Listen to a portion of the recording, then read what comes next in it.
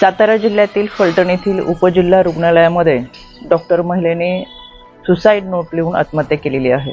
या सुसाईड नोटमध्ये पोलीस निरीक्षक गोपाळ बदने यांनी लैंगिक अत्याचार केल्याचं तसंच प्रशांत बनकर याने मानसिक त्रास दिल्याचं नमूद केलेलं आहे।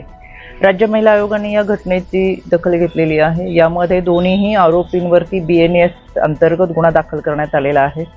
हे दोन्ही आरोपी फरार असून त्यांच्या तपासासाठी शोध पथक हे रवाना झालेले आहे।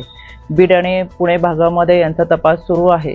त्याचबरोबर संबंधित डॉक्टरांनी यापूर्वी देखील आपल्यावर अशा पद्धतीने लैंगिक अत्याचार किंवा मानसिक त्रास दिला आहे म्हणून काही तक्रार दाखल केलेली आहे का, आणि ही तक्रार दाखल जर केली असेल तर त्यांना मदत का मिळाली नाही याची सुद्धा चौकशी व्हावी असं राज्य महिला आयोगाने पोलीस अधीक्षक सातारा यांना सूचना केलेल्या आहेत।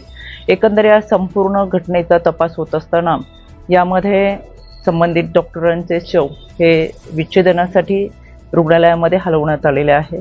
यामध्ये आरोपींवरती कठोर कारवाई व्हावी, यामध्ये कोणीही आरोपी असू दे त्याची गय केली जाणार नाही। त्याच पद्धतीने अशा पद्धतीच्या घटना खऱ्या अर्थाने समाजामध्ये घडूच नाही यासाठीचा प्रयत्न हा पोलिसांचा असतो। पण रक्षक म्हणून कार्यरत असणाऱ्या पोलिसांनीच भक्षक म्हणून जर कोणाच्या हत्येला कारणीभूत होत असतील तर अत्यंत दुर्दैवी आहे, संतापजनक आहे। या आरोपींवरती कठोर कारवाई ही होईलच, यासाठी राज्य महिला आयोग पाठपुरावा करेल।